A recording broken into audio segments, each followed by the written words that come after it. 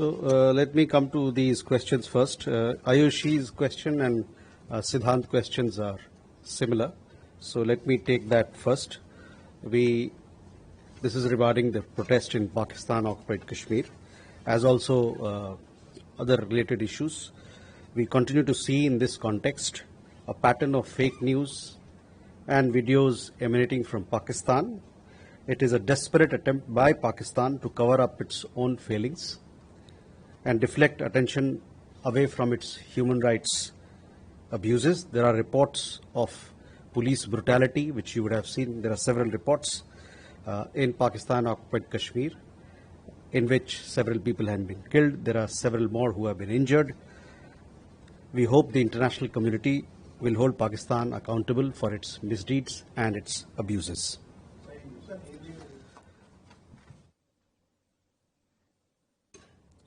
इस संदर्भ में पाकिस्तान की ओर से फर्जी खबरों और वीडियो का एक सिलसिला लगातार देखने को मिला है, देख रहे हैं हम लोग। यह अपनी विफलताओं को छिपाने और अपने मानव अधिकारों के उल्लंघन हनन के से ध्यान भटकाने का पाकिस्तान का हताशा पूर्ण प्रयास है। पाकिस्तान ने कब्जे वाले कश्मीर में भीषण पुलिस बर्बरता की खबरें हम लोगों ने देखी है। कई एक रिपोर्ट देखने में आया है जिसमें कई एक प्रदर्शनकारी मारे गए हैं और कई एक बुरी तरह से घायल हैं। हम उम्मीद करते हैं कि अंतर्राष्ट्रीय समुदाय पाकिस्तान को अपने दुष्कर्मों और अत्याचारों के लिए जवाबदेही ठहराएगा। Ishi, your question regarding the Nepalese foreign minister. As you are aware, external affairs minister and the Nepali foreign minister, they had bilateral talks that happened on Saturday. Last Saturday, you would have seen our press release that we released post-meeting. As you would note, the talks covered the full spectrum of India-Nepal bilateral partnership.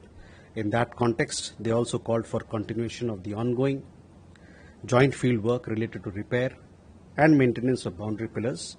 This is also in line with our own approach. Regarding your question about Lipulok, etc., on that we've already clarified our position, India's position in that regard. Your second question regarding border issues, we have the Border Guard Bangladesh and BSF DG level meeting going on. This is a bilateral engagement with India and Bangladesh to discuss relevant issues, and we will hopefully you will get an update on the meeting. These are issues which both sides are discussing and will be discussing during their conversation. Kavita, your question regarding the vessel which where we had several Indian nationals. एक जहाज जिसका नाम MT मारीवेक्स था, इसको Oman के तट के पास इसको निशक्त किया गया, इसको अक्षम किया गया। हमें ये पता चला कि ये जहाज पलाव के झंडे के साथ समुद्र में अपना काम कर रही थी।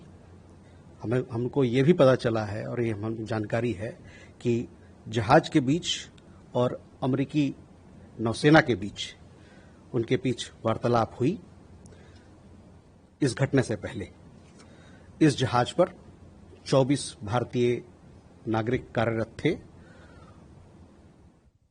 जब ये हादसा हुआ उस समय तुरंत ही हमारे भारतीय दूतावास जो कि ओमान में है तुरंत एक्शन में आए और वहां ओमानी अधिकारियों से उन्होंने संपर्क किया। साथ ही साथ अन्य जो पक्षधर इसमें है, MRCC है, भारतीय जहाज मंत्रालय है, सबके साथ बातचीत करके तुरंत उन्होंने कार्रवाई की और 24 भारतीय नागरिक को सुरक्षित वहां से निकाला गया। ये सभी नागरिक हमारे नागरिक सुरक्षित हैं और हमारी जो दूतावास है इनसे संपर्क में है और इनकी देखरेख कर रहे हैं। The ship MT Marivex was disabled off the coast of Oman. We have learned that it is a Palau flagged vessel. We also understand there was some exchange of communication between the ship and the US Navy before the incident. There were 24 crew members on board the ship, all of them being Indian nationals. They all 24 have been rescued and they are safe. Our embassy, for this purpose, for the evacuation and rescue purpose, they contacted the Omani authorities who swung into action. We were in touch with several other stakeholders, including Ministry of Shipping here and MRCC and other stakeholders. We thank and we are grateful to the Omani government for their excellent support in rescuing the crew and ensuring the safety. Our mission continues to be in touch with the seafarers.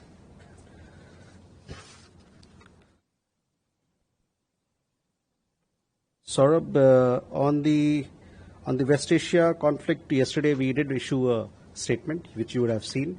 We saw that there was an escalation and we called for de-escalation as also on dialogue and diplomacy to be the best way forward to ensure return of peace in the region. As for your specific question regarding how many seafarers are there, how many Indian ships are there, I don't have an exact number with me at this point in time, but I understand that when we have the regular press briefings held by Ministry of INB, where shipping ministry representatives are there, they give an exact figure. Last count, what I have is, but I don't want to take a guess here. I'll come back to you on exact number of seafarers as also ships which are there, Indian ships. I want you. Sir, any reaction on the reports of Nepal levying curbs on imports of mangoes and other fruits from India? Now, this comes after a similar action earlier had been initiated by Japan too. Okay. Keshav? Thank you, spokesperson. Keshav Padmanabhan from the Tribune. My question is with regards to the statement made by the Indian permanent representative of the United Nations yesterday on Afghanistan, where he called or suggested or indicated that India may be open to sort of easing or re-looking at the sanctions on the Taliban regime that have been internationally in place by the UNSC. So is this true? Is India looking for sort of easing of any specific sanctions on the Taliban regime? Would it support such a move if the UNSC decides so? Okay. Kumar? With Keshav's question, my question is that is India raising the issue of women and children, how they are being treated by the Taliban? Has that been raised with them during any conversation? And my second question is, the president of Venezuela has just completed a visit to India and now she has traveled over to Turkey. While she was here, she had a meeting with the US ambassador. How does India look at it?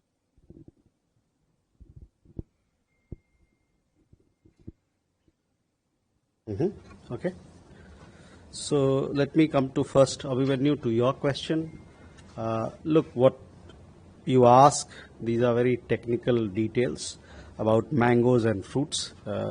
I don't have an visibility on this particular issue, but I guess Commerce Ministry would be in a better position to respond to you. Let me see if I can pull out some clarification or some details on this particular matter for you. Keshav, on your question regarding Afghanistan, we had a meeting yesterday in New York where you see a permanent representative. He made a statement on the UNAMA briefing where we have reiterated that India and Afghanistan are contiguous neighbors and as civilizational states. Our ties have spanned centuries. We stand in favor of peace and stability so as to, in Afghanistan and in the region, so as to foster development and stability in the region. We, as you know, we also talked about our development cooperation, our long-standing friendship and development cooperation that we continue to do in Afghanistan on the side of food security, on the side of medicine, pharma support, on health, and many of our development cooperation programs, it cuts across gender, it benefits people across the board, including women and children. We've also provided scholarships, capacity building programs to people of Afghanistan, and these will continue We've also, you would have seen, we have also made statements or reflected on some of the peace and security related issues that were highlighted in the report, as also in the briefing that was done. So our position on Afghanistan remains as contained in the statement by a PR. We want to foster peace and stability, and we want to continue to work for the people of Afghanistan, for their development and for their progress. Huma, your question regarding women and children, as I told you, our development cooperation assistance are cutting across several sectors, from health to scholarships to food security to farmer support, self-help groups. They bring benefits to people across all segments of the society. In regard to your question regarding President of Venezuela, we did provide you an update of all the meetings that she had on the official side. She also had a private component of a program which you would have followed. We see Venezuela as a very important energy partner. As far as the meetings with other stakeholders are concerned, it is a matter of choice between Venezuela and the stakeholder concerned. So with that, two questions this side. Krishna Mohan Sharma, मेरा सवाल बांग्लादेश के border से है। कुछ लोगों को जब हम इधर से भेज रहे हैं तो उधर से सरकार ने वापस कर दिया 10-12 लोगों को और कहा कि ये इंडियन नेशनल्स हैं। तो इसका फैसला कैसे होगा कि ये इंडियन नेशनल्स हैं कि बांग्लादेशी हैं? सर, ब्रह्म प्रकाश दुबे, जी न्यूज से। मेरा सवाल है पाक अधिकृत कश्मीर को लेकर, जो अभी आपने भी जवाब दिया है, लेकिन जिस तरह से वहां आम कश्मीरियों का नरसंहार हुआ है और भारत लगातार कहता रहा है कि पाक अधिकृत कश्मीर जल्दी पाकिस्तान वापस करे और हम एक दिन उसको लेंगे, विदेश मंत्री भी बार बार कह चुके हैं, आप लोग भी कहते रहे हैं, तो क्या किसी इंटरनेशनल फोरम पर आप आधिकारिक तौर पर इस मसले को उठाएंगे? जिस तरह से वहां कश्मीरियों के साथ बर्बरता हो रही है, जिस तरह से हत्याएं हुई हैं पुलिस की तरफ से आम कश्मीरियों की, तो किसी इंटरनेशनल फोरम या यूएन के फोरम पर क्या भारत उठाएगा इसको? Thank you. दो चीजें। पहला, कृष्ण मोहन जी, आपका सवाल बांग्लादेश को लेके है। हम लोगों ने जैसे पहले कहा है कि कोई भी विदेशी नागरिक जो भारत में रह रहा है, अगर वो अवैध रूप से रह रहा है तो उसके पीछे उस पर कार्रवाई करने के लिए हमारे पास जो अपने कानून है उसके तहत उस पर कार्रवाई होगी।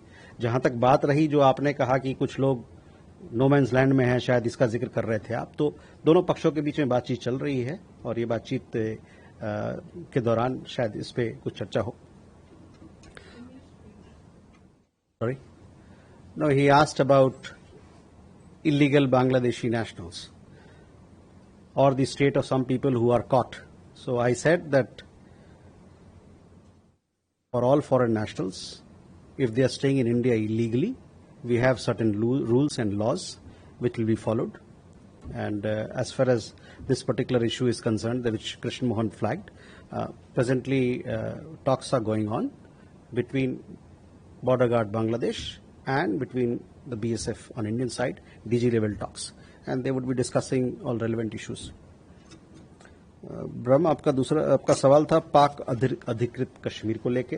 तो एक चीज मैं स्पष्ट देना चाहता हूं कि पूरा जम्मू एंड कश्मीर भारत का अभिन्न अंग है, और जैसा कि मैंने कहा कि जो वहां बर्बरता हो रही है उसको अंतर्राष्ट्रीय समुदाय देख रहा है, और ये हमारी उम्मीद है कि अंतर्राष्ट्रीय समुदाय पाकिस्तान को अपने दुष्कर्मों और अपने अत्याचारों के लिए उसको जवाबदेही ठहराएगा।